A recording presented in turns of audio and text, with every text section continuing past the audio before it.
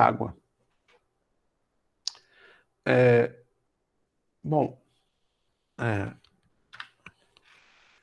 A água é a substância mais abundante na biosfera. Então, sobre a superfície da Terra, você tem, em termos de superfície, você tem a maior abundância, você tem mais abundância de água do que de terra, né? Pensando em termos da superfície dos continentes, das ilhas. 2/3 é superfície de mar, oceano. E também você tem muitas espécies, tanto vegetais, animais, fungos, etc., também em rios e lagos. Você tem vida, né, no gelo, então na Antártica. Você tem vida no alto das montanhas, em que, né, você tem neve permanente, né, no alto dessas montanhas. Então, a água ela é fundamental para a vida, é a substância mais abundante, né, na biosfera. Nós somos compostos de água, né, água e sim, proteína, ácidos nucleicos, etc., mas todas as reações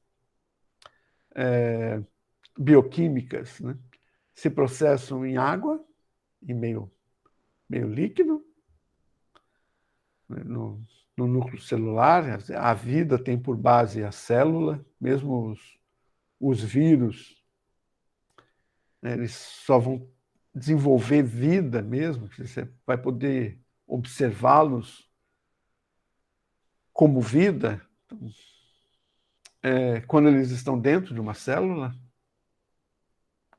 Então, você tem uma diversidade das características, inclusive da água, em termos de temperatura, né? Já falei com relação ao estado sólido também, aos estados da água, né?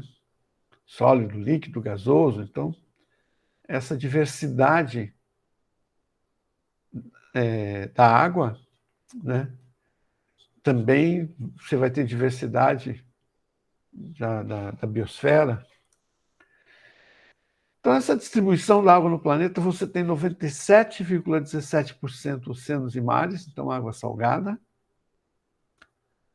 É uma ilusão achar que o sal da água vem do depósito que rios fazem, né, no mar, dessa água que vem. Isso não é real. O sal da água é devido às emissões vulcânicas subterrâneas ou subaquáticas, né? Então, o controle dessa salinidade se dá a partir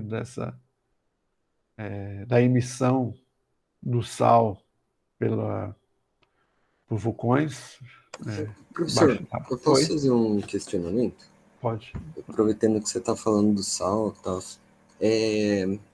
Por exemplo, com as mudanças climáticas, a gente está derretendo as geleiras. Certo. E aí e as geleiras, elas são água doce, né? Aham. E naturalmente, né, elas estão no mar. Se a gente derrete, a gente vai misturar essa água doce com a água salgada. Se em um determinado momento o nosso planeta ele volta a diminuir a temperatura e a congelar e refazer essas geleiras, elas vão ser refeitas de água doce? Sim, é outro processo, né? A formação é outro processo. Na verdade, as geleiras elas são feitas a partir da precipitação. Tá? Então, vai precipitando, né? Ok? Na forma de neve, basicamente, depois vai compactando. Certo. Tá? Inclusive nessas geleiras, né, tem vários estudos que mostram como que era a atmosfera há milhões de anos atrás. Então, se fosse congelado a água do mar nessas geleiras, não teria essa informação da atmosfera, né? Teria informação do mar e não da atmosfera. Então, essa informação da atmosfera se dá porque a formação dessa geleira se dá a partir de precipitação. Então, continuaria sendo água doce. Entendi. Uma coisa também que é importante frisar, né, de que falam, então está derretendo as geleiras e, em especial, as calotas polares estão derretendo, essas grandes quantidades de água que estão nos polos, e isso é que vai fazer com que o nível do mar suba. Não é verdade isso. Tá? Então, o nível do mar ele sobe devido ao aquecimento da água. Então, devido à dilatação, vamos dizer assim, da água. Não pelo derretimento das geleiras. Então, o volume de água contido nas geleiras não faz esse aumento. Não vai alterar esse aumento, essa elevação do nível do mar. Não vai fazer essa elevação. Então, essas geleiras, elas estão, especial, todo o Polo Norte não tem, não é terra, não é um continente, né? Então, essas geleiras não estão apoiadas em terra. Então tem 90%, 90 e poucos por cento submerso e 10% acima do nível do mar. E por que ela tem uma parte que está flutuando? Devido a ser menos denso. Tá? Quando derrete, o volume que vai ocupar é exatamente igual ao volume submerso. Não vai aumentar o volume, não eleva. Se a gente colocar um copo d'água e um gelo, né? Na hora que o gelo derreter, o nível da água é o mesmo nível que tinha antes. O gelo derrete, diminui de volume e ocupa o espaço do gelo que estava submerso apenas. Então, a elevação do nível do mar se dá por derretimento do que está sob a terra. Sim, o que está sob a terra, ao derreter, contribui para a elevação do nível do mar. E o que está... E o aumento... peraí. Não sei se acontece isso com vocês, mas de vez em quando o Google, né, a atendente do Google, se mete na conversa. Sim, às vezes acontece. E às vezes dá até umas informações interessantes, mas na maioria das vezes, quando ela se mete na conversa, pega uma palavra completamente deslocada. Então, sim, a água que derreter, que estiver acima, por exemplo, que está no topo das montanhas, essa vai contribuir com o aumento do volume. Mas isso é muito pouco, né? Na verdade, o aumento do volume vai ser do nível, né, dos mares é devido ao aumento do volume da massa já descongelada. Tá? E é grande a quantidade de água nos mares, né? 97,17% é... Aqui, Luiz, vou ver ali. 97,17% está em oceanos e mares. E mantém, né, essa salinidade constante, tem um equilíbrio nessa salinidade. As calotas polares e geleiras, 2,15%. Então, essas geleiras, né, que estão flutuando, tem enormes, né? São estruturas enormes flutuando sobre o mar. Águas subterrâneas, 0,381. Então, uma quantidade muito pequena de água, né, subterrâneas, que é potável. 0,298 de lagos e rios.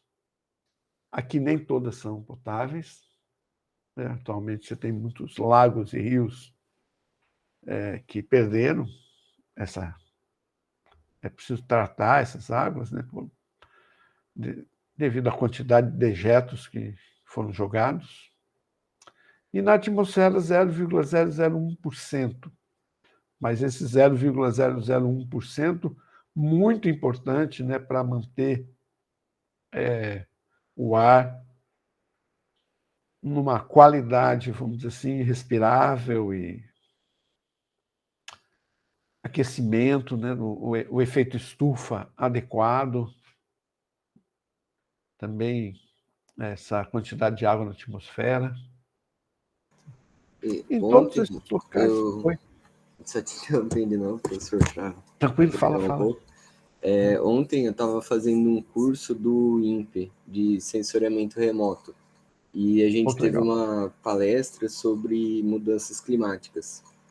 E o palestrante disse, eu nunca tinha prestado atenção nisso, que o aumento da temperatura do planeta e da atmosfera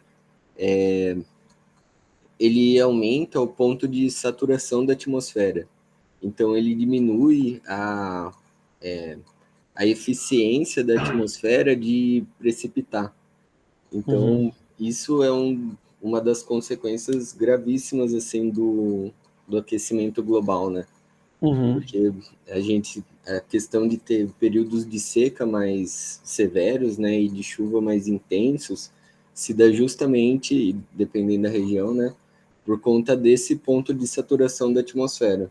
Então, Sim. esse 0,01%, ele, dependendo da região, de novo, ele acaba sendo inútil para precipitação. Vai diminuir essa porcentagem, né? Porque você vai alterar nessa essa porcentagem. A gente vai ver isso quando for falar da umidade do ar, daí a gente vai ver um pouco da influência da temperatura na umidade relativa, né? E no ponto de saturação, tudo. Legal. Mas legal. O pessoal do INPE é muito competente, né? Agora que eu tô tendo mais próximo, assim, do trabalho deles, é sensacional, né? A gente muitas vezes não tem nem ideia do que eles fazem lá dentro, e é muito, muito bom. Muita coisa, né?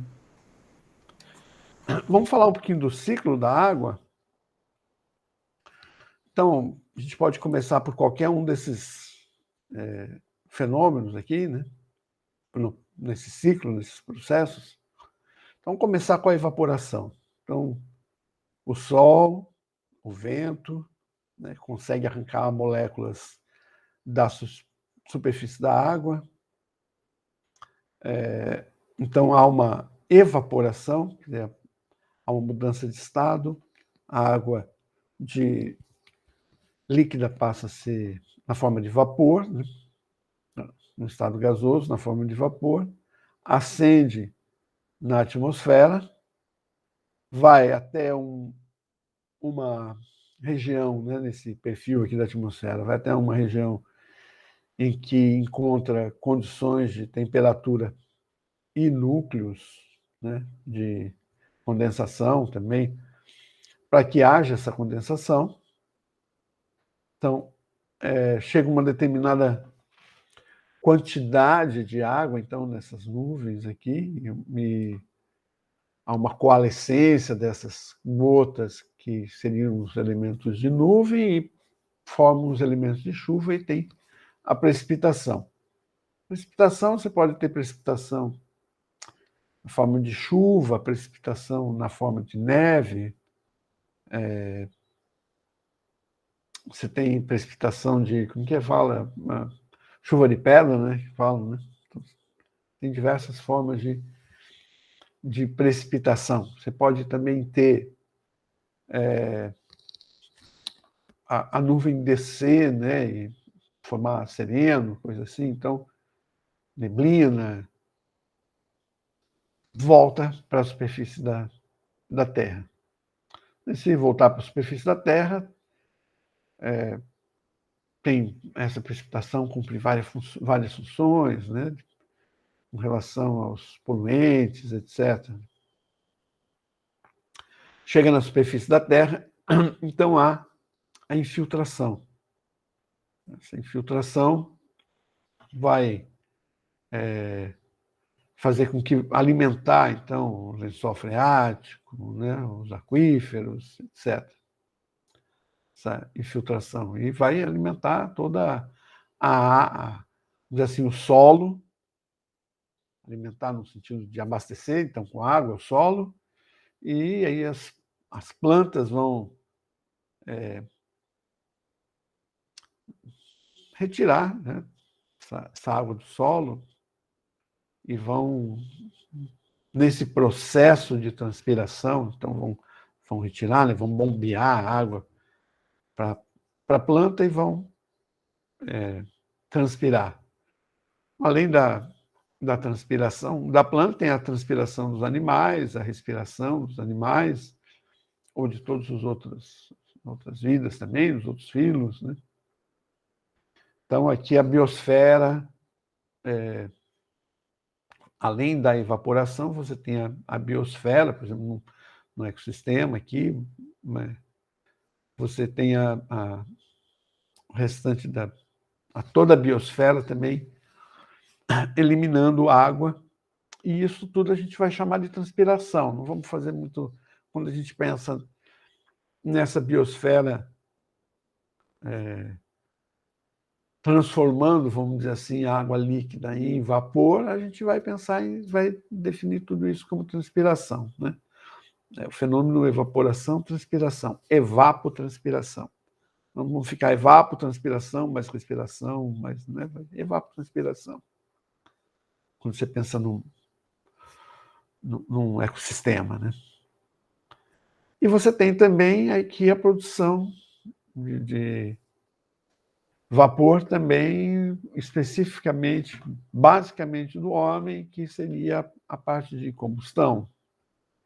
Tá? Então, combustão das indústrias, e queimas, né, da floresta, etc. Então, tudo isso também vai haver. Então, seria mais, vamos dizer assim, uma produção de vapor industrial, né?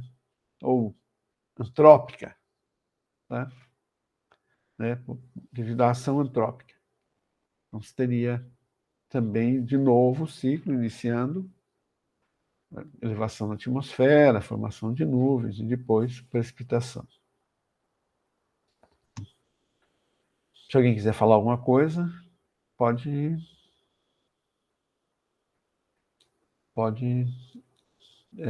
dizendo, né? Pode. Bom, mas a questão fundamental aqui, e esse é o centro da aula de hoje, a questão fundamental é: a água é líquida nas condições normais de temperatura e pressão. Na verdade, com uma faixa bem grande, né, de condições de temperatura e pressão. De 0 graus Celsius a quase a 100 graus Celsius, às vezes um pouco a faixa se estreita, né, com a redução da pressão. Então, Cuiabá vai estar em torno de 0,2 graus Celsius, ou talvez até um pouquinho mais, meio grau Celsius, até 98 graus Celsius, né? Quando você diminui a pressão, você estreita a faixa de água líquida. Então, esse 0 graus Celsius e 100 graus Celsius é ao nível do mar, na pressão padrão de uma atmosfera. Por que a água é líquida nessa faixa de temperatura e pressão. Vamos especificar melhor isso, tá? Então, se a gente pegar os hidróxidos dos vizinhos do oxigênio, então, você tem aqui, ó, hidróxido, ou os hidretos, desculpe. Se pegar os hidretos, quer dizer, você pega aqui carbono permite 4 ligações, junta, né, preenche essas 4 ligações com hidrogênio. Então, você tem aqui o metano, né? Pega o nitrogênio, preenche o nitrogênio, consegue fazer 3 ligações, preenche essas 3 ligações com hidrogênio. Você tem, então, né, o NH3, amônia. Aqui o ácido fluorídrico, o ácido sulfídrico. Então, se você pegar o entorno do oxigênio e colocar hidrogênio, né, formar um hidreto, você vai ter o que são chamados, né, então, os hidretos de vizinhos do oxigênio são chamados de primos da água. São todos gasosos. Por que a água é líquida e os seus vizinhos são gasosos? Quer dizer, a priori, o que se esperava é que a água fosse gasosa, né? Na temperatura normal, temperatura de pressão. Quer dizer, essa seria a condição, vamos dizer assim, de estado da água se ela tivesse o mesmo comportamento dos seus primos. E mais, substâncias, aqui o 2 fugiu, estava aqui o 2. Substâncias como o hidrogênio, o gás hidrogênio, tudo bem, o que se espera é que ele seja gasoso mesmo. Sua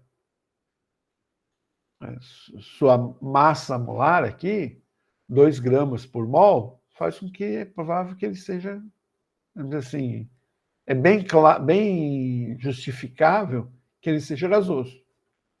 O oxigênio tem 32 gramas por mol, ele é gasoso. A água tem menos do que isso, quase metade, né, vamos dizer assim, da massa molar do gás oxigênio, e é líquida. Tá? Por que essa comparação com a massa molar? Né? Porque você vamos pegar os hidrocarbonetos, você pega o metano, né, ele é gasoso. Se você pegar o etano, ele é gasoso também, mas o propano já é, se eu não me engano, você vai aumentando, já é líquido, né? Você vai aumentando o número de carbonos na cadeia, você vai tendo substâncias sólidas, líquidas e sólidas, né? Você tem parafina, então você vai aumentando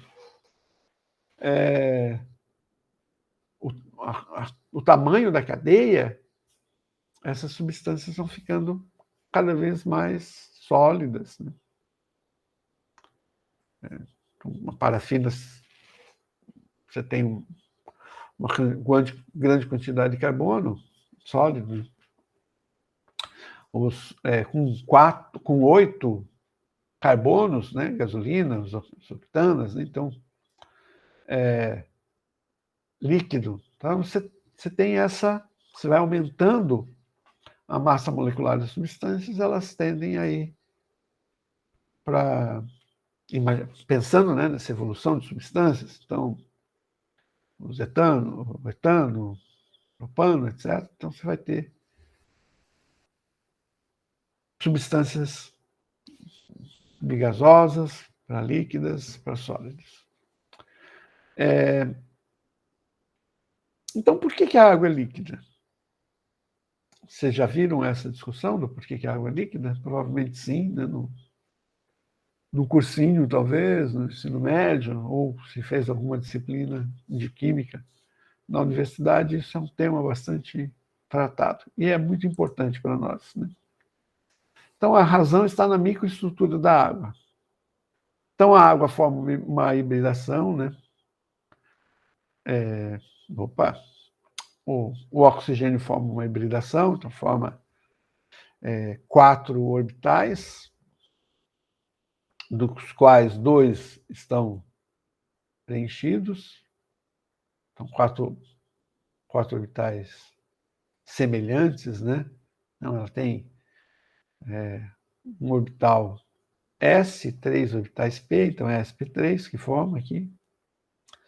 E 2 desses orbitais, então, ficam preenchidos aqui, com 2 elétrons, e 2 orbitais vão fazer algum tipo de ligação. O oxigênio gosta muito de elétron, quer dizer, tem forte eletronegatividade, eletroafinidade também. Então, e se liga, então, com o hidrogênio, né, numa reação chamada, tipo de ligação chamada covalente. Tá? Então, essa ligação covalente, ela não é exatamente covalente. Então, o que é essa ligação covalente? Então, se eu tenho, por exemplo, o cloreto de sódio, né? O cloro negativo e o sódio positivo. Por que a gente representa assim? Porque o sódio, como ele tem um elétron na última camada, para ele se estabilizar, para ter uma camada completamente preenchida, né, até os orbitais P, ele doa esse elétron para o cloro. Então é chamada de iônica ou dativa, né? Doa no sentido de... Então formam íons. Então essa é uma ligação iônica, quer dizer, o sódio fica com um elétron a menos, o cloro fica com um elétron a menos, eles se ligam devido a serem íons. Né? Formam redes, porque são íons. Então, o sódio é positivo, o cloro é negativo, a atração coulombiana, eles ficam ligados. É diferente daqui, né, do hidrogênio, está representado por esse mais aqui, né, a carga, o hidrogênio está aqui a carga dele representada por esse mais, mas, na verdade, o elétron é compartilhado. Né? Então, tem 2 elétrons aqui, um elétron vem do oxigênio e outro elétron vem do hidrogênio. Então, eles compartilham. Então, isso é chamado de uma ligação covalente, quer dizer, os dois têm os 2 elétrons, um de cada um, dos orbitais atômicos, formando esse orbital molecular aqui. Que seria, o que é um orbital? Uma região, vamos colocar assim, onde grande probabilidade de se encontrar esses 2 elétrons. Né? Então, os elétrons pertencem, estabiliza a ligação aqui, e pertencem tanto ao hidrogênio quanto ao oxigênio. Mas o oxigênio é tão tem uma afinidade eletrônica tão grande que ele, isso que é compartilhado, mas fica muito mais com o oxigênio. Então, diz que é uma ligação 40% iônica e 60% covalente. Tá? Então, não é exatamente uma ligação iônica, porque o elétron não vai completamente para o oxigênio, o hidrogênio não fica só o próton, sem elétron, nem teria condições de fazer ligação dessa forma, né? Mas também não é uma ligação covalente em que, vamos dizer assim, se você for observar a probabilidade de encontrar o elétron, você vai observar o elétron muito mais próximo, muito mais tempo, né, próximo do oxigênio do que próximo do hidrogênio. Então, isso faz com que esse orbital molecular aqui, ele fique, né, na proximidade do hidrogênio, ele fique polarizado eletricamente positivo. Esse outro que se liga, né? Já que é H2, tem 2 hidrogênios, então IO, né? Então, esse daqui fica também eletricamente positivo, e os 2 orbitais que são só completamente preenchidos, que são só do oxigênio, como eles têm 2 elétrons, eles são polos negativos. Então, a água é uma molécula polar, né? Tem uma simetria polar, eletricamente falando, e esse polo é um polo bastante forte, umas moléculas com maior polaridade. Então, tem essa estrutura tetraédrica, e aqui, então, forma um plano, né, onde vai acontecer, né, devido a isso, ligações, chamadas ligações de hidrogênio, antigamente se chamava pontos de hidrogênio, ainda se usa, mas mais se chama de ligação. Não é exatamente não é uma ligação química, né, no sentido das ligações que formam moléculas ou que formam compostos iônicos, coisas assim. Na verdade, são ligações não intramolecular, mas né? Entre as moléculas. Não é dentro da molécula, né? São ligações intermoleculares, quer dizer, entre as moléculas. É uma chamada ligação de hidrogênio ou ponte de hidrogênio, que se dá justamente por isso, porque aqueles 2 orbitais, né, dos 4 orbitais que o oxigênio faz com essa hibridação que faz na última camada, né? Essas 2 orbitais, ele é negativo, é o polo negativo, então se liga nesses 2 orbitais, eles se ligam com o polo positivo de outra molécula. Então, uma molécula, os polos negativos, se liga com o polo positivo de outra molécula. E essa ligação é muito forte, e é essa ligação que vai dar o caráter, entre outras propriedades, né, o porquê, a resposta do porquê que a água é líquida na temperatura ambiente, na pressão ambiente, né? As condições normais de temperatura e pressão.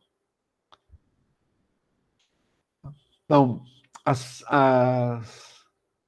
isso está na microestrutura da água, mas as propriedades macroscópicas que a água vai ter, então, tensão superficial, alto calor de vaporização, alto calor de liquefação, alto calor específico.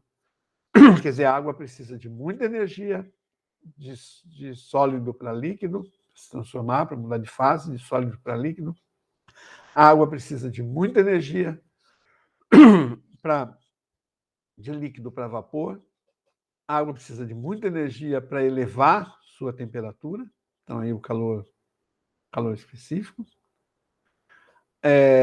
A água forma superfícies, na superfície forma algo como uma membrana, a gente chama isso da tensão superficial, né? Forma como se fosse uma membrana na superfície da água. Tudo isso se dá devido a essas fortes ligações entre intermoleculares, quer dizer, entre as moléculas, chamadas ligações de hidrogênio. E essas propriedades todas vão favorecer a vida, né?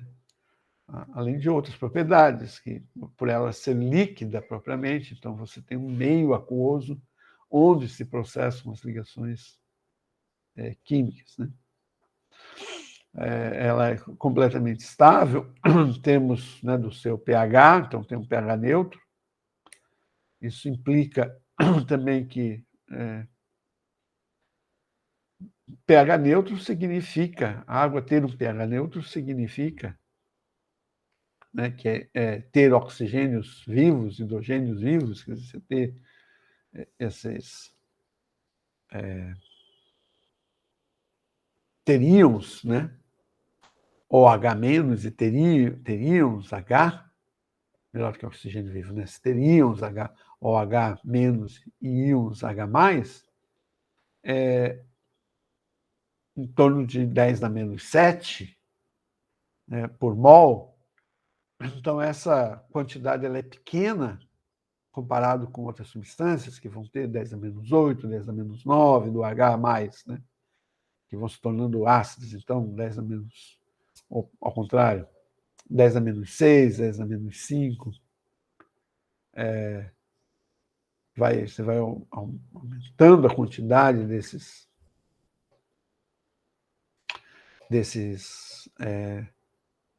íons, vai tornando mais ácido, mais básico. Então, isso também favorece, né?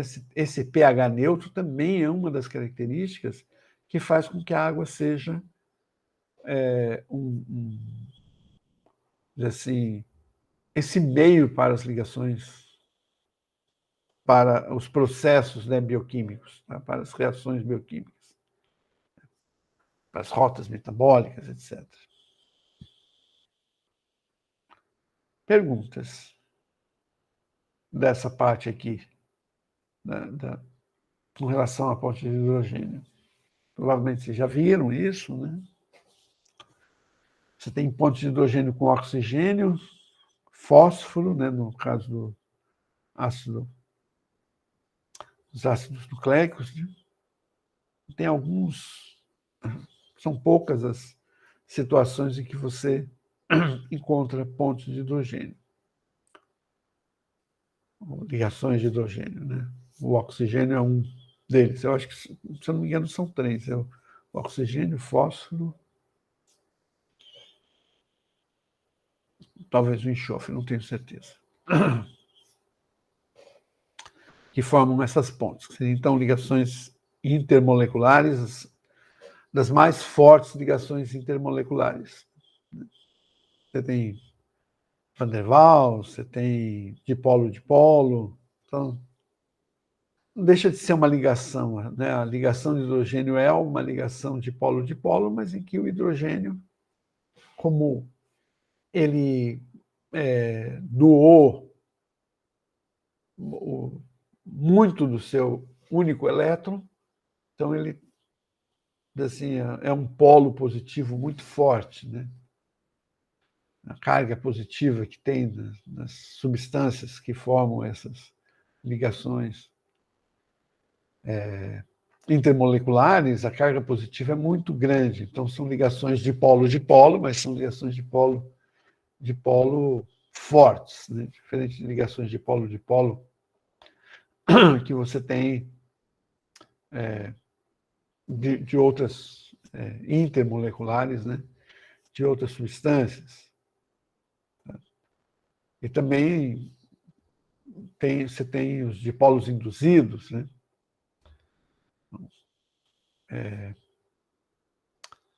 Então, uma substância que ela não é polar, mas devido a outra substância, ela se torna polar. O oxigênio, a molécula de oxigênio, ocorre isso, né? Por isso que a molécula de oxigênio se prende na água, porque ela é induzida a se transformar num dipolo, né? Tem aqui a água, que é uma substância polar, a molécula de oxigênio, que são 2 átomos de oxigênio, ao se aproximar desses polos aqui, positivo e negativo, ela polariza e a água, então, se prende, o oxigênio se prende na água, por isso que a gente tem uma estabilidade, né? Uma quantidade de oxigênio na água, e os peixes vivem retirando esse oxigênio da água em função disso. Perdeu a câmera? Não, deixa eu ver. Perdeu a câmera, né? Ok, perdi a câmera aqui. Nós não vamos usar. No intervalo eu ponho de novo. Ok? Então, pontos de hidrogênio, esse é o segredo, né? Ligações de hidrogênio.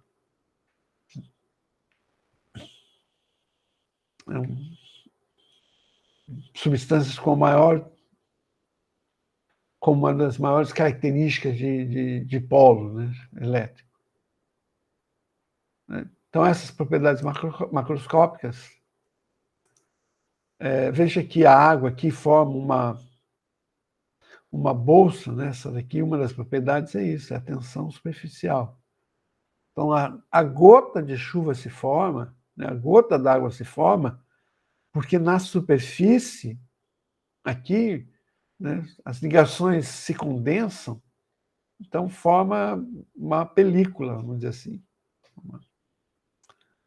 uma pele fina, né, da própria gota, que segura, né?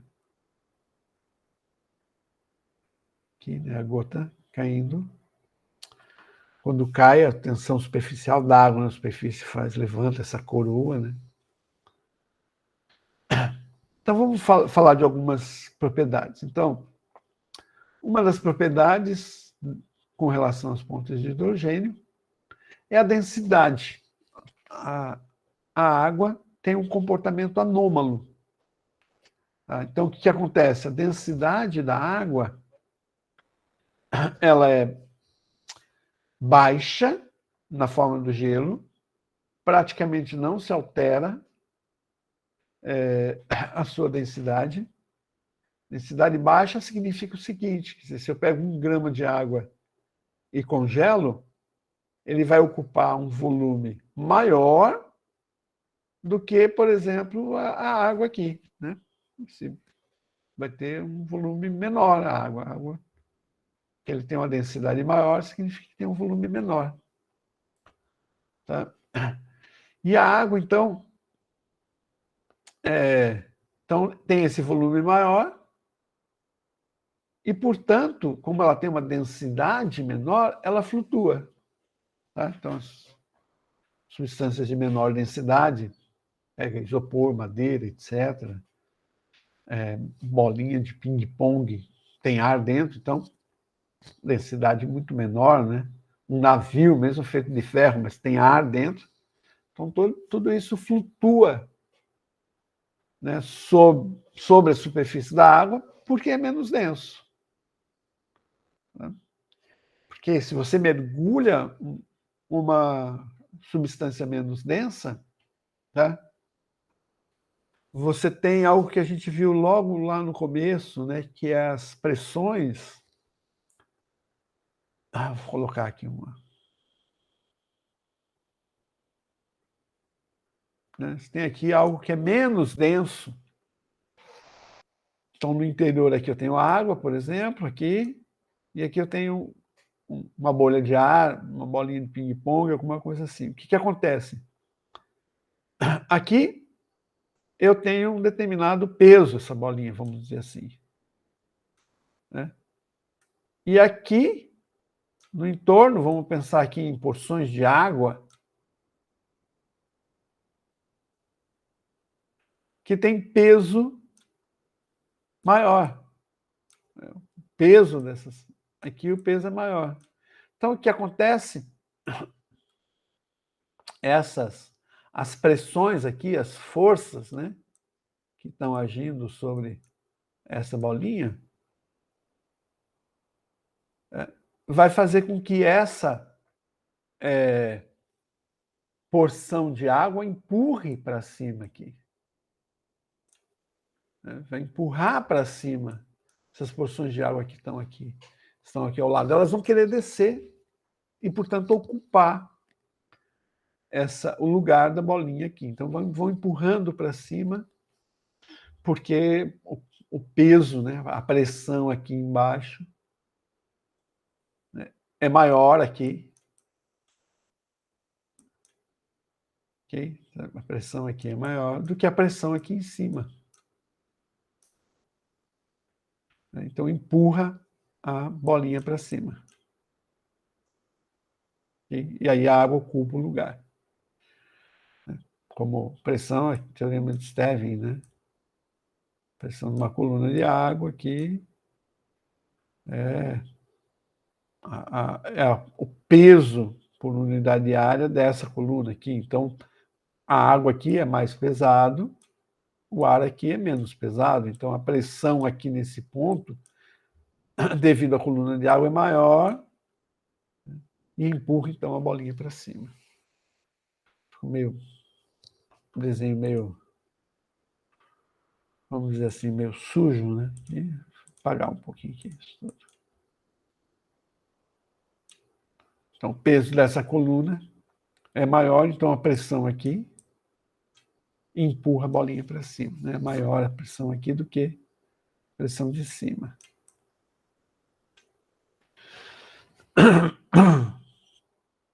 Então, a água, o gelo flutua. O gelo, ele tem uma propriedade também que é, até devido a ser sua cor, né, etc., ele, a forma como se condensa, né, a estrutura que forma, devido a essa condensação, essa solidificação, as ondas de infravermelho, tá? Você vê aqui, comecei a falar nisso, depois eu volto. Então, ele é um ótimo isolante térmico, ele reflete as ondas de calor. Então, o que acontece é que o próprio gelo faz com que embaixo se mantenha uma temperatura em que faz com que haja água líquida. Bom, isso acontece, inclusive, na Lua Europa, né? Você tem uma camada de quilômetro de gelo, mas embaixo dessa camada de 1 quilômetro ou mais de gelo, na Lua de Júpiter, a Lua Europa, você tem água líquida. E isso é uma das esperanças para que se tenha vida, né? Em Europa, na Lua de Júpiter. E isso fez com que a vida pudesse existir na Terra, porque a Terra já passou por situações de rigor, né, de inverno, assim, como se diz, rigor de congelamento, chamado de bola de neve, né? A Terra se transformou numa bola de neve, existiam camadas espessas sobre todas as superfícies líquidas. E a vida sobreviveu em função disso, dessa proteção que a própria camada de gelo fazia, mantendo aquecido embaixo. A quantidade de energia que chegava é baixa, mas manteve essa condição. Então, é um ótimo isolante térmico. Por isso que, mesmo nos rios congelados, nos lagos congelados, quando o inverno vai embora, os peixes estão ali, né? Estão vivos. Bom, explicar um pouco melhor como que é isso de você ter menor densidade. Quando você tem o chamado de comportamento anômalo da água, né? Quer dizer, a água vai ser... O maior volume da água é a 4 graus Celsius. Por isso que não dá para ficar guardando nada, né, no latinhas e garrafas no congelador. É uma péssima ideia, né? Você esquecer, você põe para congelar, fala, vou deixar só um pouquinho. Né? Dali a pouco você lembrou, meu Deus do céu, vai lá, quebrada a garrafa. Né? Porque a água, quando ela congela, né, ela aumenta o seu volume. A 4 graus Celsius é o menor volume da água. É a maior densidade, né? Maior quantidade de massa por volume. E é devido ao seu empacotamento. Então, aqui, quando a água está líquida, ela pode se encaixar, né, nos espaços entre as moléculas. Quando ela está sólida, ela cria uma estrutura, o gelo cria uma estrutura. Chega a ser cristalina em alguns momentos, mas não é cristalina ao todo, né? forma uma estrutura às vezes um pouco amorfa, mas em algumas regiões, então fica exatamente um cristal, né? Mas às vezes a gente vê isso, quer dizer, ele fica transparente, mantém essa transparência quando ele tem essa estrutura bem cristalina, né? Então aqui o empacotamento é maior, seria algo assim, olha, aqui o gelo, né? Então se você colocar dessa forma, esses espaços aqui entre as moléculas é muito grande. Se você encaixa assim, né? Então você vai ter menor os espaços e, portanto, ele empacota melhor, né? A água líquida empacota melhor. Pacotar seria isso, né? Manter as moléculas juntas. Então, a água é um importante veículo, né? A água líquida é um importante veículo. Veículo aqui a gente está dizendo no sentido de transporte mesmo, né? Transporte de substâncias, etc. Porque as pontes de hidrogênio também se ligam a essas. Nesse caso aqui, quando elas estão todas ligadas, não tem como.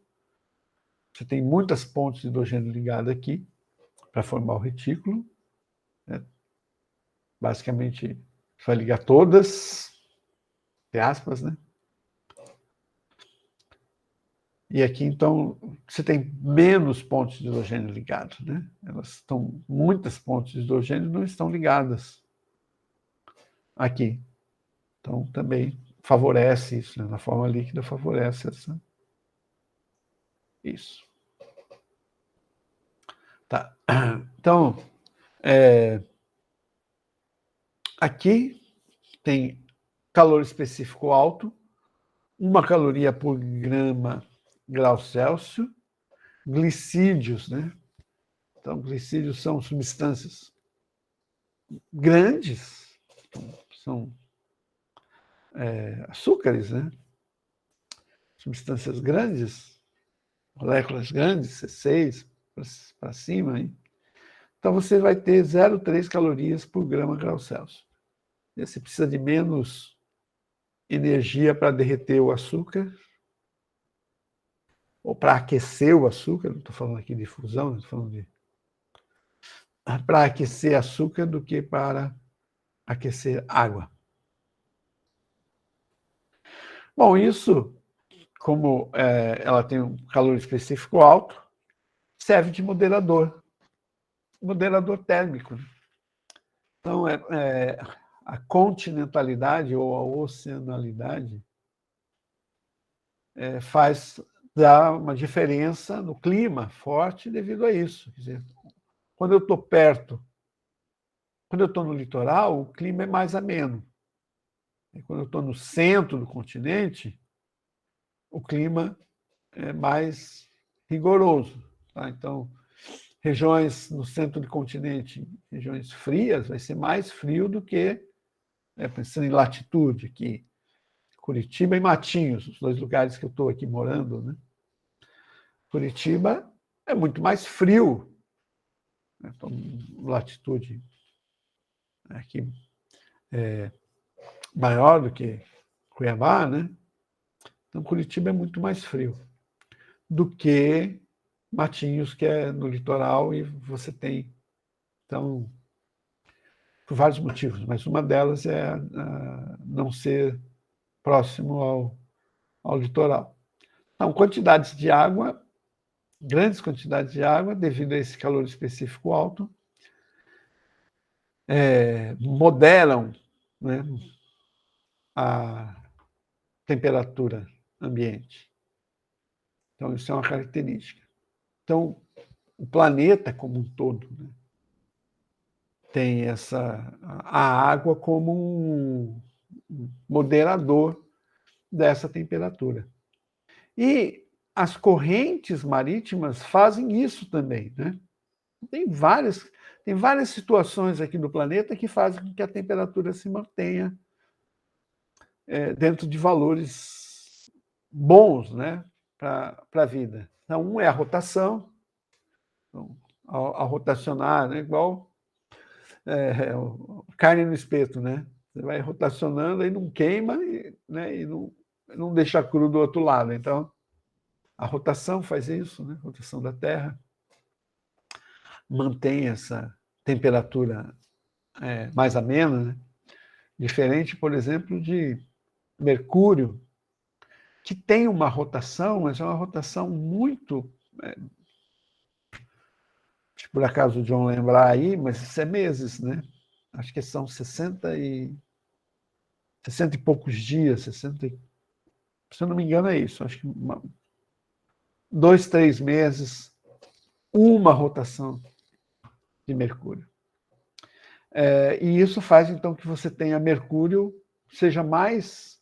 Você tenha o lado da superfície, um dos lados da superfície, temperaturas extremas, né? Aquecido, né? E no outro, temperaturas extremas, frio, né? Bem abaixo de zero. Então, já a Terra, devido a essa rotação, então ela mantém uma temperatura aproximadamente, com pouca variação do dia para a noite. E outra característica é a água aqui, né? Quer dizer, as correntes marítimas, elas vão correntes quentes do Equador em direção aos polos e correntes frias dos polos para o Equador. Além de um fluxo de nutrientes aqui importante, que se dá devido a isso, você tem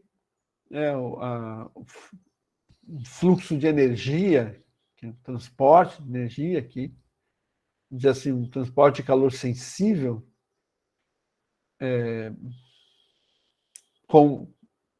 pela água. A água transportando isso. Então, você tem as diversas correntes. E aí tem os fenômenos, né, que a gente vai ver depois, os El Niño, Laninha, devido justamente a essas correntes marítimas, né? Além também, sim, existe também as correntes de vento aqui, né? Que você vai ter. Mas essas correntes marítimas, elas são super importantes para, dizer assim, equalizar a temperatura, né? Na busca de uma equalização da temperatura do planeta. As correntes marítimas têm essa função, não torna o planeta com temperaturas muito altas ou muito baixas. Um lugar que tem mais energia transporta, então, para o lugar que tem menos, e também existem correntes, lugar em que a água tem pouca energia para as regiões que têm alta. Então, forma como correntes de convecção aqui, né? Certo? Só que não são exatamente correntes de convecção, há uma diferença em função de que as correntes de convecção têm a ver com o perfil da atmosfera, né? Mas há um transporte aqui de energia. Os oceanos retêm 1.100 vezes mais energia que a atmosfera. Tá? Então, no verão acumula energia e daí no inverno libera essa energia. Falar de mudança de estado. Então, os estados da matéria são 5 estados. A gente, quando está iniciando, né, os estudos, a gente fala dos 3 estados da matéria, né? Sólido, líquido e gasoso. Também é chamado de mudança de fase, também é possível chamar de fase isso, né? Fase é um termo mais amplo. Posso ter fase magnética, fase elétrica, né? Aqui chama de estado, mas também são chamados de fases. E eu tenho, então, se a água muda de estado de líquido, de sólido para líquido, ela precisa de energia. Então, isso é fusão. Mudanças de estado. Então, a água se apresenta em 3 estados, né? Sólido, líquido e gasoso. Existem outros 2 estados, que seria o plasma. Mas aí o plasma, já não posso dizer assim, água pode se apresentar em plasma? Não. Porque o plasma já é matéria degenerada. Então, é quando, por exemplo, eu tenho uma vela, o pavio, eu tenho a chama aqui, né? Então, aqui eu tenho fogo. Este fogo aqui, que a gente consegue ver porque está emitindo radiação, está liberando energia, essa substância aqui, ela tem a seguinte característica. Aqui eu tinha parafina, que é uma cadeia longa de carbono, não sei se ramificada ou não, mas é uma cadeia longa de carbono. E aqui, saindo a fumaça, eu tenho CO2, vapor d'água, etc.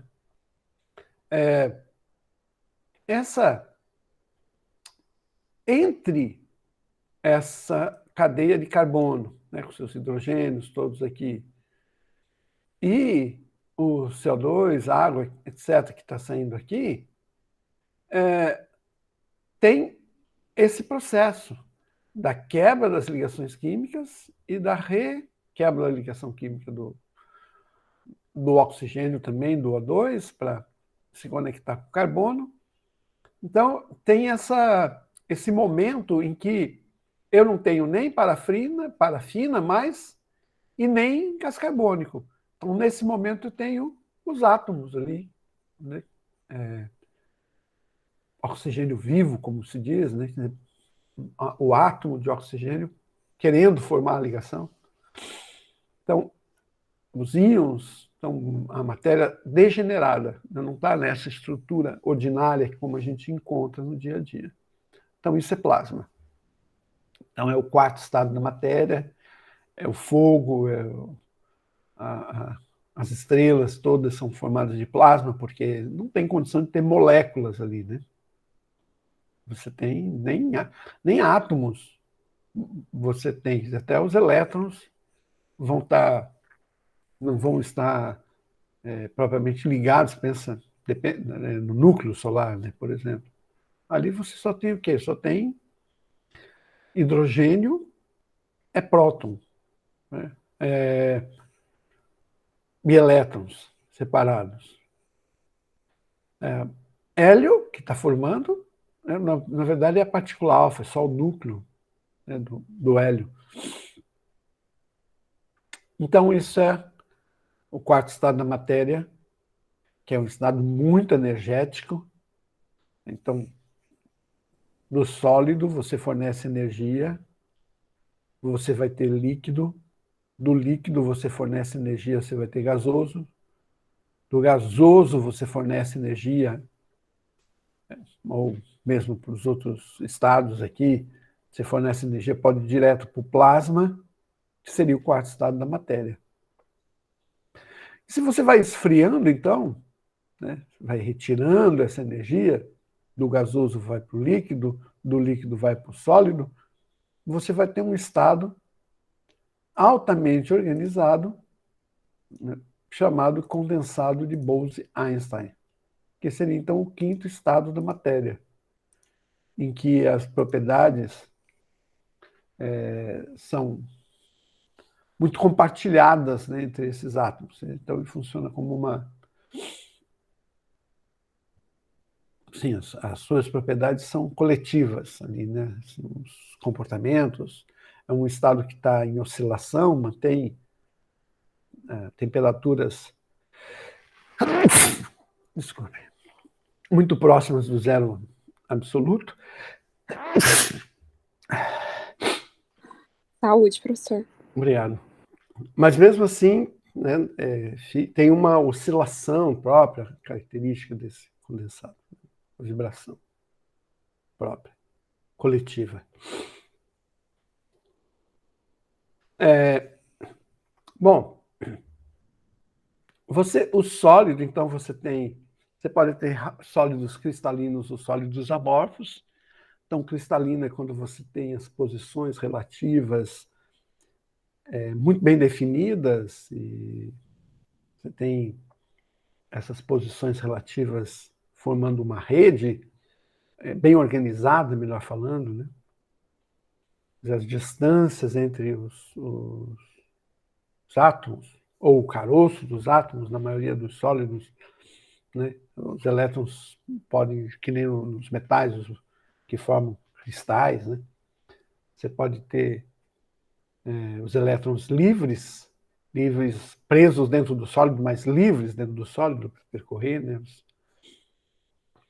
São os orbitais eletrônicos deslocalizados, não fica em torno de um átomo, né? Então, você pode, então, ter cristais ou pode ter substâncias sólidas amorfas, quer dizer, tem desorganizadas posições. São sólidos porque mantêm essas posições relativas, mas não está assim organizado na forma de um cristal, num retículo bem definido, de tal modo que são amorfos, esses sólidos. Então, a água, ela forma, pode formar cristal, por exemplo, são cristais bem definidos, os flocos de neve, né?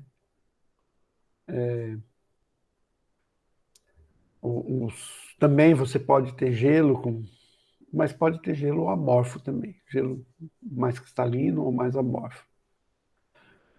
Os líquidos, então, a característica dos líquidos e dos gasosos é o fluir, eles podem fluir, as moléculas. As forças de atração são maiores entre os sólidos, entre as partículas nos sólidos, entre as partículas são intermediárias nos líquidos, e um gás ideal não possui interação entre as moléculas, ou entre as partículas, né? Isso é um gás ideal. Óbvio, como o próprio nome diz, ideal, né? Na verdade, você tem gases reais. Os gases reais, então, possuem interação entre as moléculas. As moléculas interagem. Normalmente, forças de Van der Waals, quer dizer, forças... essas forças são forças de interação devido a dipolos induzidos muito pequenos, né? Bom, você fornece aqui, por exemplo, da água em torno de 80 calorias para o gelo, vai de gelo, 80 calorias por grama, vai de gelo para a água líquida. Do líquido para o gasoso, vai depender das condições, né? Se vai ser de vaporização, a quantidade de energia que você vai liberar. Mas em torno de 540, 590, 600 calorias por grama.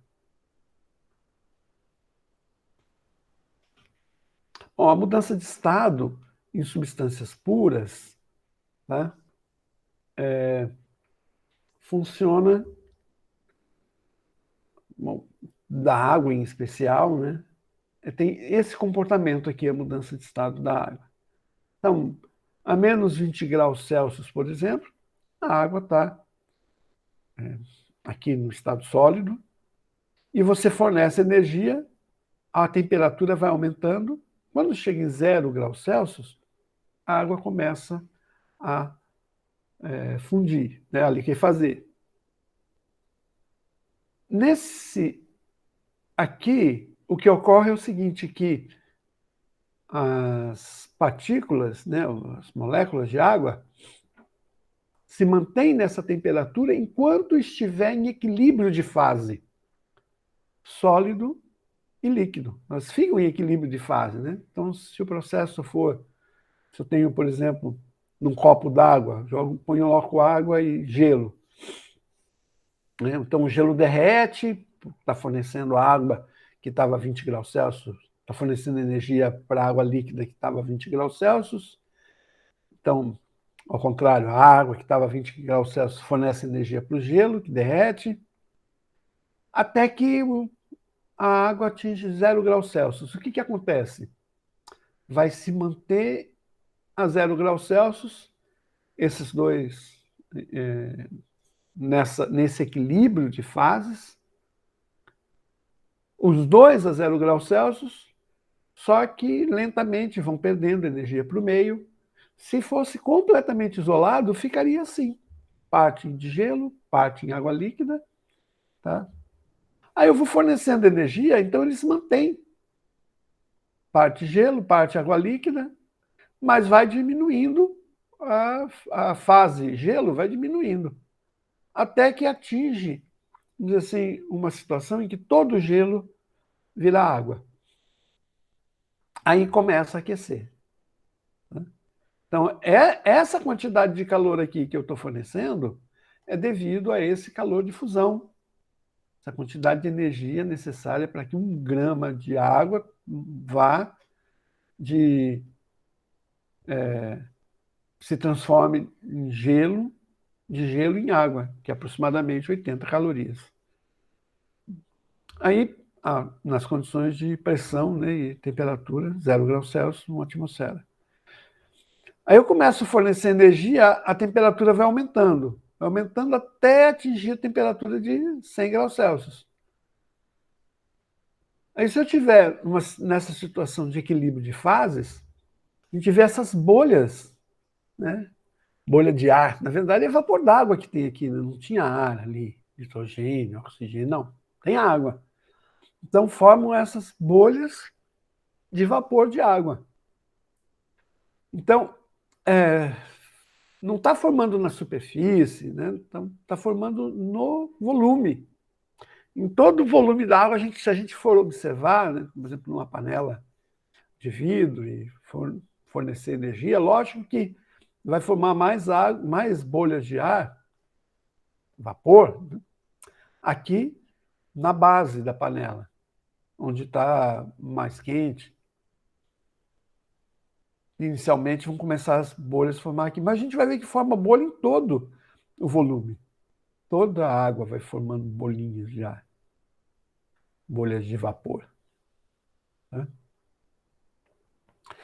Então, existe, quando chega esse processo, é chamado de ebulição. Quando chega a 100 graus Celsius, então a água ebule e eu vou fornecendo energia.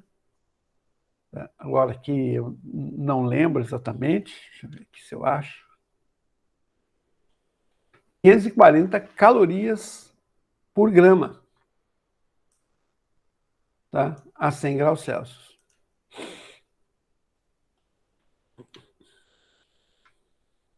Então eu forneço 540 calorias por grama a 100 graus Celsius. Eu pergunto para vocês, mas a água evapora na superfície dos rios, do mar, e a grande quantidade, mas atinge 100 graus Celsius? Como é que a água evapora? Assim, abaixo. Então, existe evaporação? Abaixo? Existe vaporização, melhor falando, porque todos esses, né, todos são chamados de vaporização, né, do estado líquido para o estado gasoso. Vaporização. Então, como é que funciona a vaporização em outras temperaturas? Existem 3 tipos de vaporização. Tá, então, eu tenho a vaporização, pode ser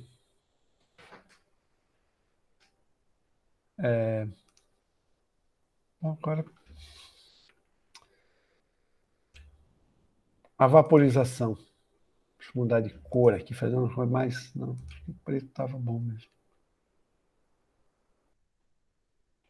Evaporação. Pode ser ebulição.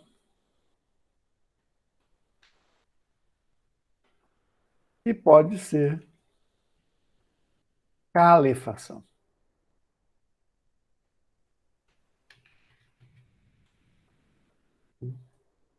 Então, a calefação aqui, pelo nome, né, esse cale, caliente, calor. Então, o que lembra? Lembra temperaturas altas. Então, a calefação ela se dá quando a temperatura é maior do que 100 graus Celsius. Né? Então, temperaturas muito altas, né? que vai ter calefação.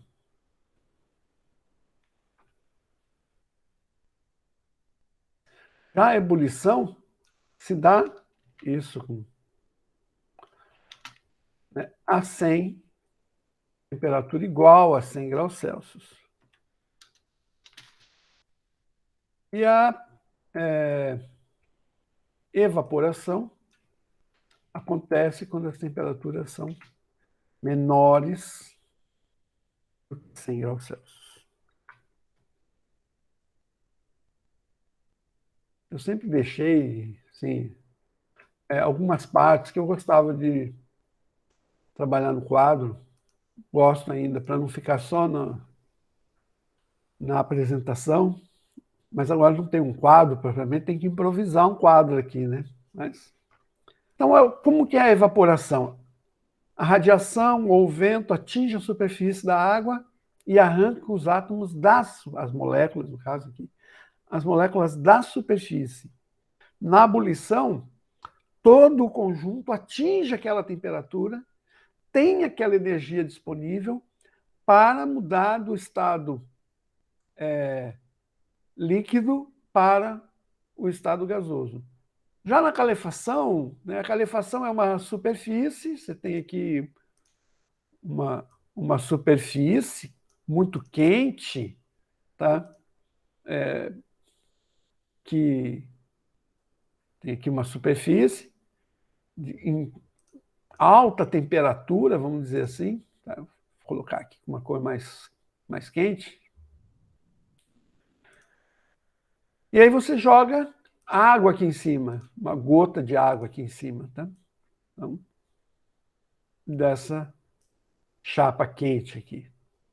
Então, a temperatura é tão grande, também é um fenômeno de superfície, a calefação. A temperatura é tão alta que há uma vaporização muito rápida, né? Um processo muito rápido, que se dá na superfície dessa gota, e a gota não chega nem a atingir a superfície, no caso da calefação.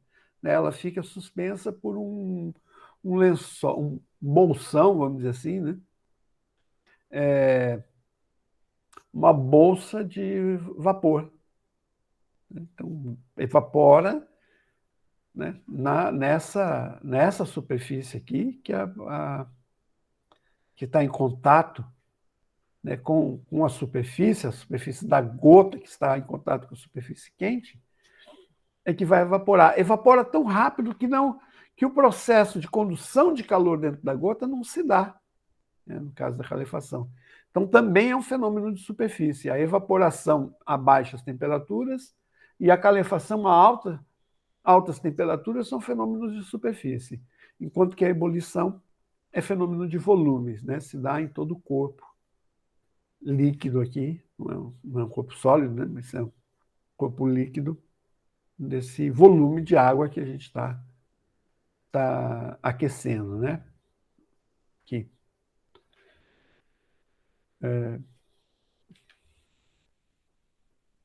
Tá? Então, nesse aqui se dá em volume, aqui se dá na superfície, na calefação, e aqui se dá na superfície também. Qual que exige mais energia? A ebulição ou a evaporação? E apesar da temperatura ser mais baixa, a gente pensa, né? Deve precisar de menor energia, tanto que a temperatura é mais baixa. Não, justamente ao contrário. Quer dizer, aqui na ebulição, essas moléculas de água já estão agitadas devido à temperatura. Já tem energia assim, interna devido ao aumento da temperatura até atingir esses 100 graus Celsius. Já tem energia interna. Então, vai ser quando vai precisar de bem menos energia para mudar de estado do que na evaporação. Apesar da evaporação, eu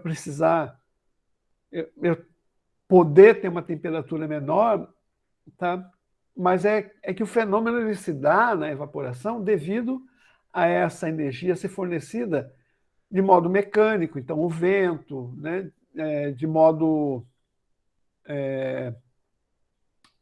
radiação, né, então atinge uma radiação sobre essa superfície, então os raios, né, solares é que vão fornecer energia para essa superfície, e essa quantidade é maior. Então, enquanto que na ebulição é 540 calorias por grama, na evaporação está em torno de, na temperatura ambiente, né, em torno de 20 graus Celsius, vamos dizer assim, você vai precisar em torno de 590 calorias por grama. Tá? E na calefação é bem menor ainda, já que está com uma temperatura maior. Se aquece rápido e, né, a quantidade de energia. Se eu colocar a temperatura, só explicar assim, eu pego uma quantidade de água, vamos supor assim, 100 gramas de água a 20 graus Celsius. Não vamos considerar em perdas, tá? Então, peguei 100 gramas de água a 20 graus Celsius. Aqui. Peguei uma quantidade de água, 100 gramas a 20 graus Celsius. E ela vai se transformar em vapor. Tá? Qual dos processos vai gastar mais energia? A mesma coisa. Na evaporação, eu gasto energia sem aquecer. Né? No caso aqui do segundo processo, considerando todo o processo, aquecimento mais ebulição, vai ser a mesma quantidade de energia, porque eu estou saindo aqui de água líquida, né? De líquido para vapor. Então, aqui líquido e aqui vapor. Tá? Então, nessa situação de líquido para vapor, aqui estava, né,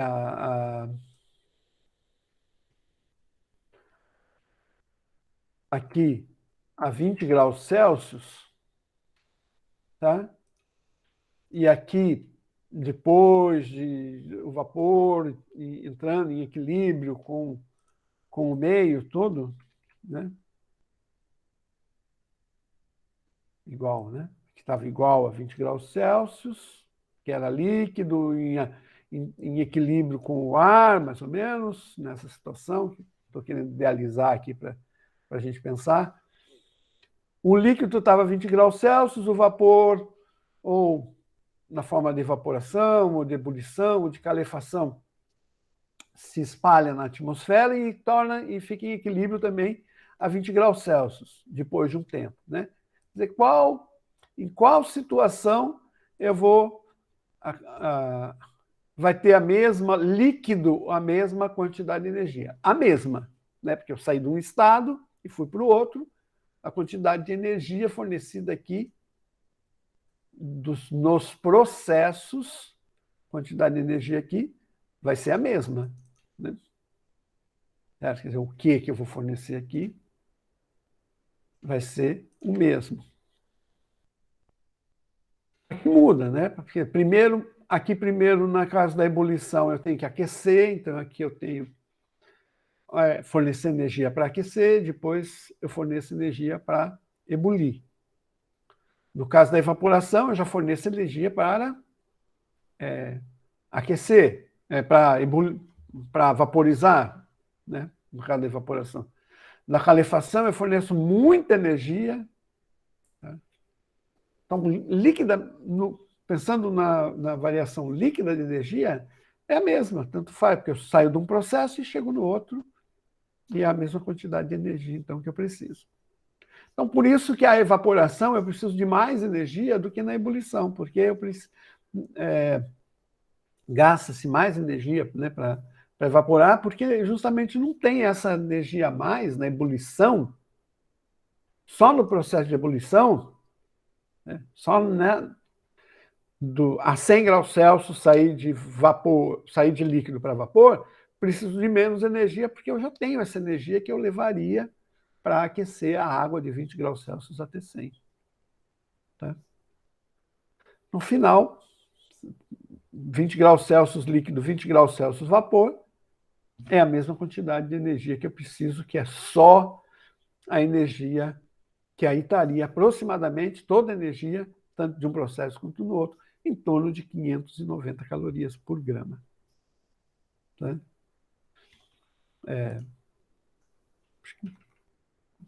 Isso é né, um dado interessante que eu acho. Assim, né? Bom, deixa eu mudar aqui de... Não, voltei para... Me perdi um pouco. Pronto. Vamos falar também, outra propriedade macroscópica importante da água é o calor específico, alto. Tá? Então, a água é modelador térmico porque tem calor de fusão alto. A água é um moderador térmico porque tem calor específico alto. Então, assim, a biosfera, né, vamos dizer assim, consegue moderar a energia evaporando. Tá? Mas também não aquece muito porque precisa fornecer muita energia para aumentar a temperatura da água. Então, não aquece muito. Se a gente fosse feito, não de água, mas de uma substância, por exemplo, de açúcar, né? Além de ser ruim na chuva, né?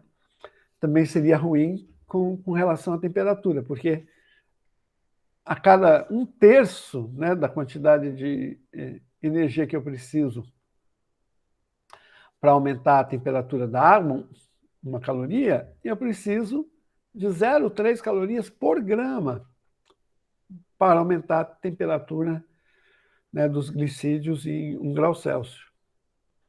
Então, isso também é um modelador térmico, né? Tanto internamente quanto também nas massas de água, rios, e, lagos, mares, oceanos. Então, precisa fornecer muita energia para aumentar essa temperatura. E também por isso, né, que, vamos dizer assim, quando você está perto de florestas, ou está em região, em lugar vegetado, além de sombra, além de uma outra, assim, várias características, e aquela água armazenada na biosfera ali também é um modelador térmico nesse sentido, né? Então, os vegetais, você precisa fornecer muita energia para aquecer, por exemplo, um tomate, e você também fica armazenado isso, né?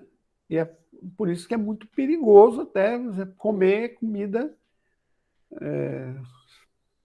assim, tomate quente, né?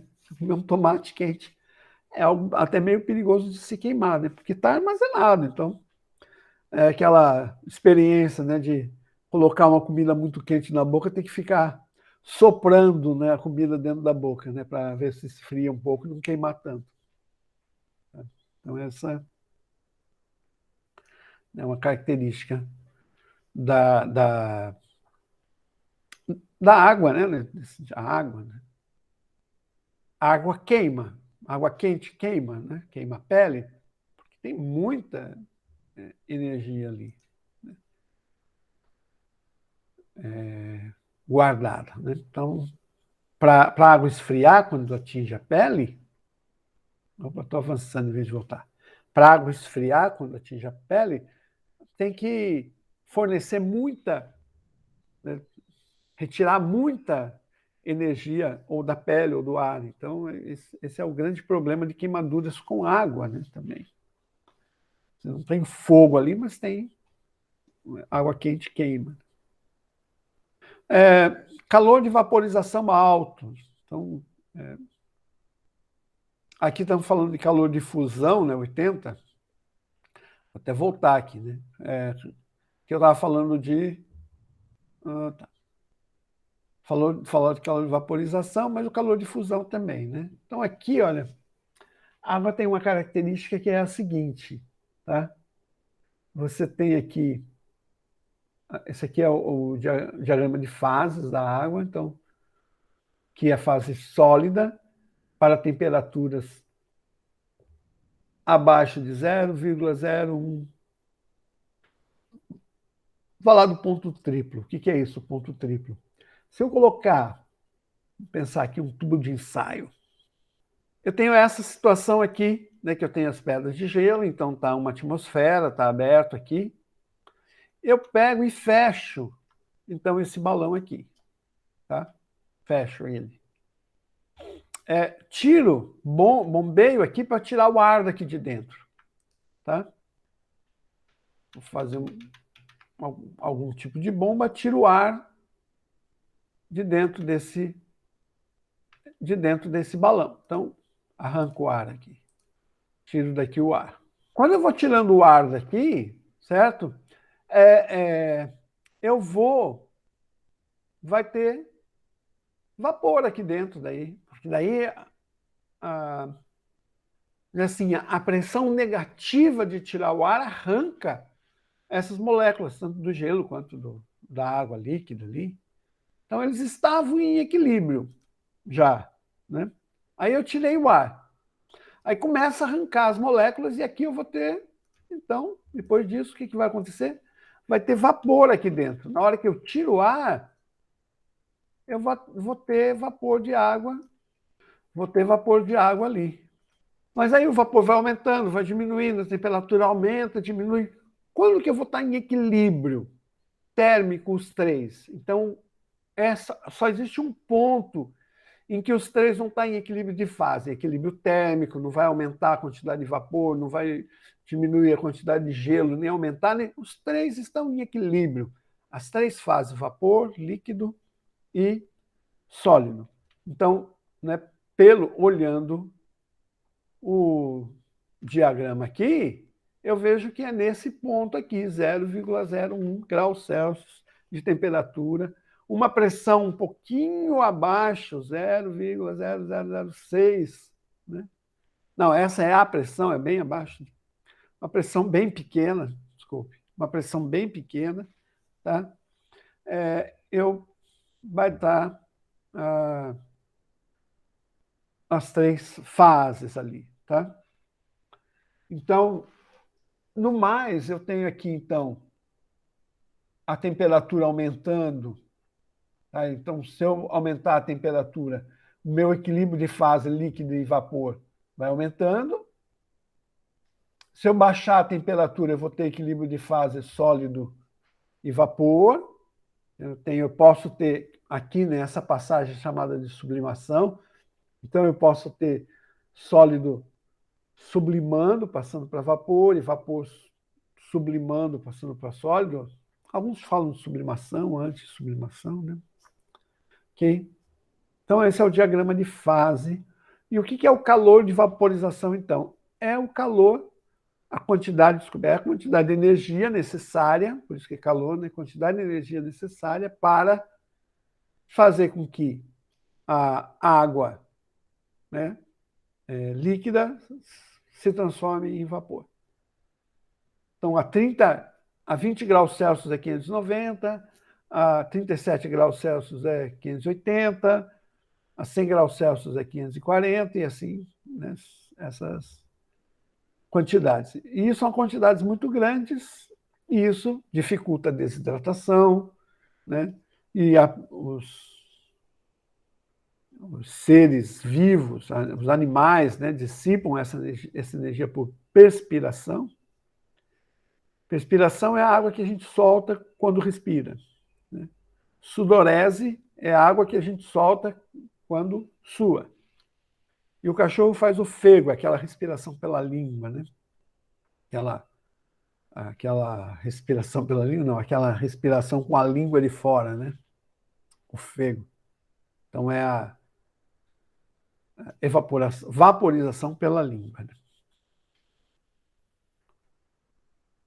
A última que a gente vai falar aqui, nessa primeira parte dessa aula aqui, que é a tensão superficial. Então, vejam só, as moléculas, né? Imagina um conjunto de moléculas aqui, e aquelas pontes de hidrogênio, tanto de um lado do outro, aqui, né? Se ligando o conjunto das moléculas acima, abaixo, na frente, atrás, direita, esquerda, etc. Quando a molécula está aqui na superfície, ela não tem moléculas acima para se ligar. Então, ela vai se organizar fortalecendo essas ligações laterais. Tá? Então, olhando aqui, né? Tem uma... Então, se eu tenho as ligações aqui, então, são fortes essas ligações. Mas se eu tenho ligações só na superfície, essas ligações são mais fortes ainda. O comprimento da ligação aqui, que é como está representado, esses traços, ele é inversamente proporcional à força. Quanto menor o comprimento da ligação, mais forte é a ligação química.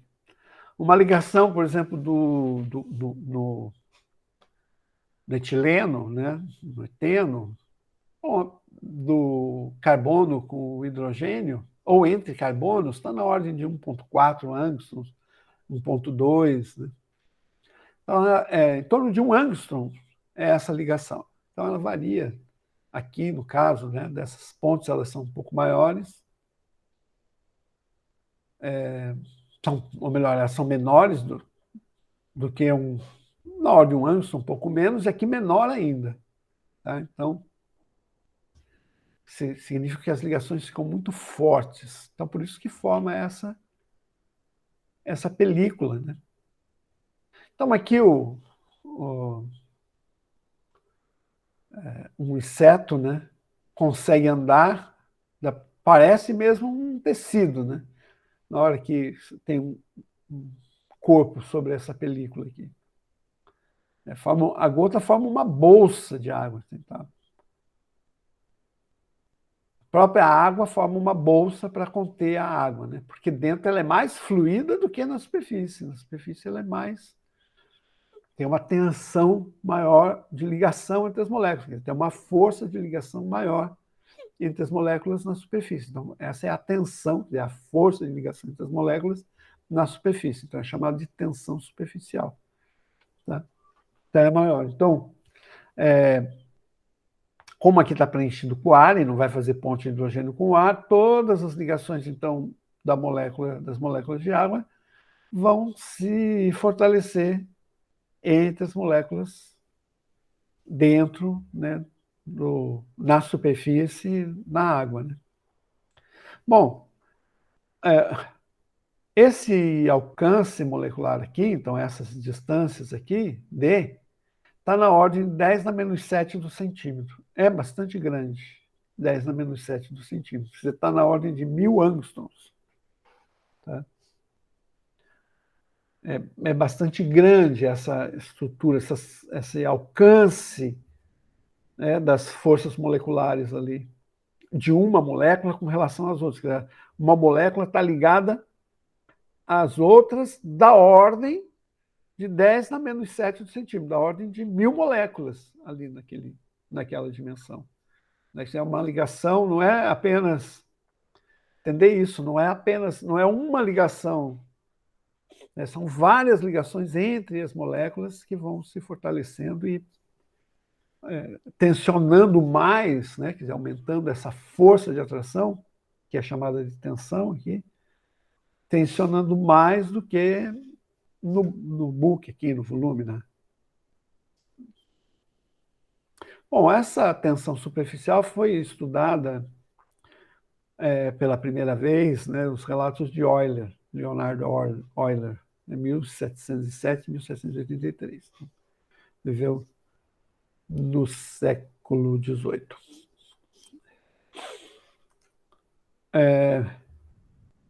Então, o que era preenchido parcialmente com as moléculas que atraem aqui, né, preenchido totalmente com moléculas que atraem embaixo.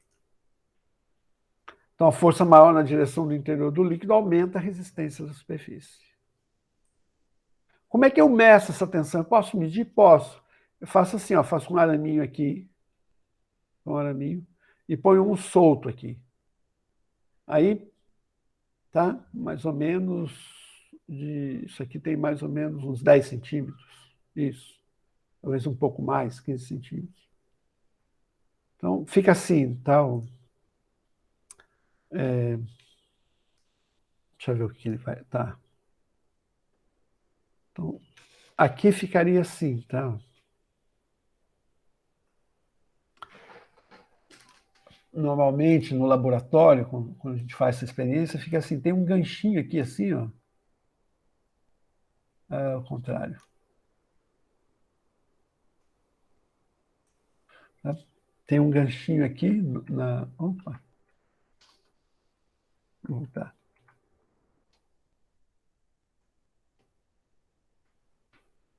A ponta esse arame aqui vertical tem um ganchinho assim, em que esse daqui passa por dentro. Né? Ficaria assim. O ganchinho aqui. Só uma alça, melhor falando, né? Só uma alça. Aqui esse. Aqui. E o outro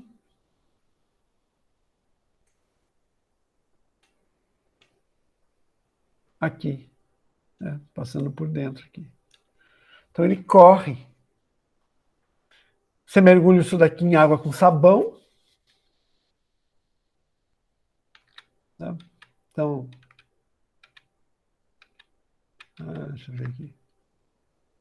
Vocês não estavam vendo, né? Mergulha aqui em água com sabão. Tá? Então ele corre, né? E aí você puxa. Você puxa aqui, você tem que fazer uma força para poder puxar e manter uma força, porque as moléculas de água tendem a retornar. Então você mede essa força aqui que você fez, que você faz para poder esticar. Funciona como uma pequena molinha, assim, né? A própria água com sabão ali, a tensão superficial da água. Então você puxa aqui, essa tensão aqui, você aumenta essa área ali. Tá? E o trabalho é força vezes área. Na verdade, né, FDX, né, então isso daí é o trabalho por unidade de comprimento. Tá? Por unidade de comprimento aqui. Então, se aqui tiver 1 metro, vai ser o trabalho relativo a 1 metro de superfície. Se tiver meio metro aqui, se tiver 10 centímetros, então vão ser menores, né, essas quantidades. Tá? Então, é tensão superficial medida em força, em função desse trabalho aqui, mas é força por unidade de comprimento aqui, nesse sentido aqui. Então, o azeite, a tensão superficial do azeite, molho isso aqui, preencho com uma película de azeite. Tá? Então, qual que é a força que eu preciso fazer? 3,20 vezes 10 na menos 2 newton por metro. Então, se tiver 1 centímetro ali, vou dividir por 1000. Né? Então, 3 vezes 10 na menos 5, para aqui, para 1 centímetro que tivesse aqui de largura. Bom, então, azeite, glicerina. Glicerina isso aqui está pegando substâncias com viscosidade, né? E que tem, então, essa viscosidade significa que tem uma tensão maior. Glicerina. Água, 60 graus Celsius. Água, 20 graus Celsius. 7,28. Água, 0 graus Celsius, mas ainda líquida. E mercúrio. Mercúrio, então, metal líquido, tem uma tensão muito grande. A tensão é grande, tanto que quando se aproxima, você coloca mercúrio líquido sobre uma superfície, ele forma uma bolinha. Né? Quando se aproxima outra bolinha que encosta, ela já forma uma bola grande. Por quê? Porque a força de atração, né, entre os átomos de mercúrio é muito grande. Muito grande. 7 vezes, pouco menos de 7, né? 6 vezes a tensão da água. Bom, aqui uma atividade que eu vou falar para vocês fazerem depois, tá? Que vocês vão pegar uma xícara com água, façam em casa, é interessante, pega uma xícara com água, um copo, uma vasilha qualquer com água, tá? E coloque, com uma pinça, coloque uma agulha, um alfinete, melhor uma agulha que não tenha ponta aqui, né? Com a mão é mais difícil de fazer, mas dá. Com uma pinça é mais fácil. Coloque a agulha sobre a água ali, né? Coloque a agulha sobre a água. Ela vai ficar parada, quer dizer, ela vai se apoiar sobre essa película cuja tensão, né, da superfície, então, sobre a superfície, cuja tensão, então, é muito grande e ela não vai afundar. Ela vai ficar boiando. Aí depois pinga uma gota de detergente, tá? Com conta-gotas. Melhor é até não uma gota de detergente puro. Mistura um pouquinho com água, evita fazer muita espuma primeiro, né? Põe uma gota assim. A agulha está aqui no meio, põe lá no cantinho essa gota aqui. Né? Uma coisa que a gente, até a Rede Globo, as outras redes também, TV, noticiaram logo no começo da pandemia, você colocar. Eu nem lembro qual que era a associação que faziam, eu me lembro bem que era uma associação muito indevida, mas tudo bem. Você coloca qualquer tipo de pó, sim, pó de café, salpica um pó sobre a água, vai ficar todo retido na superfície, né? Um pó bem fino vai ficar retido na superfície. Aí você pega uma gotinha de detergente e coloca, aí você vê que essa superfície você vê romper, você vê que a superfície o detergente ele rompe em um determinado ponto, e aí você vê, devido às forças, né, terem essa tensão, na hora que rompe, a superfície, então você vai vendo assim, a região onde a gota de detergente caiu, né, vai aumentando, vai afastando a película, né? Isso se deve ao movimento browniano. As moléculas estão agitadas e o movimento browniano faz com que esse movimento, né, vai aumentando aqui. Uma pergunta que eu vou fazer para vocês, por que, sim, como que vocês imaginam as ligações, essas ligações de hidrogênio no líquido e no sólido? Quer dizer, se eu tenho as ligações de hidrogênio, qual que é a diferença do líquido e do sólido? Estão todas ligadas? Como que vocês veem isso, né? Por que o líquido flui? Se eu tenho as ligações de hidrogênio, elas são fortes, e o sólido não flui. O que faz com que o líquido seja um fluido e o sólido não? Se eu tenho as ligações de hidrogênio e elas são fortes. Vocês me entenderam? Está funcionando o microfone? Sim, professor, tá sim. Tá. Pensando na resposta. Tá bom. Quando você pensa na resposta, eu vou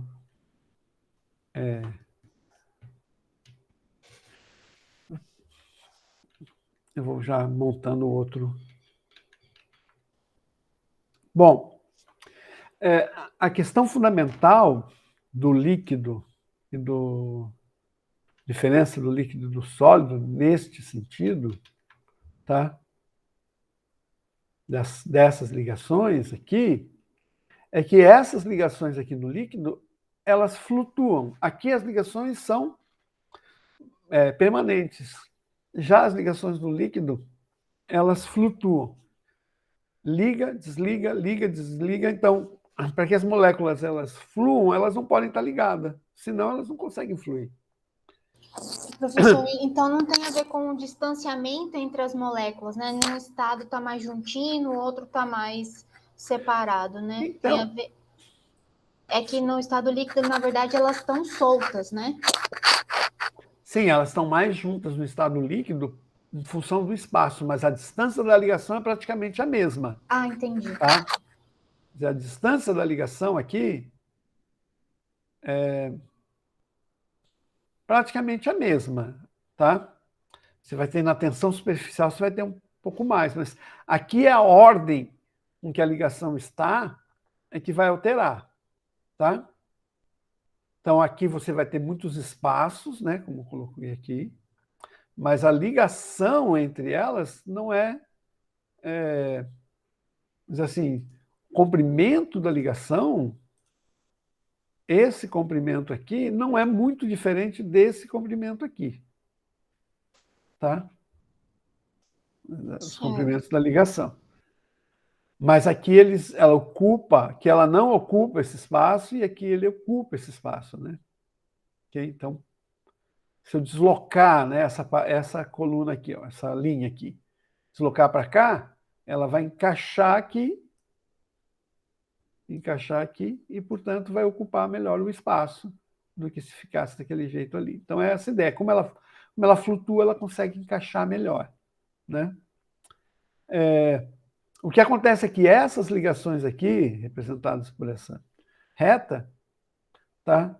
Elas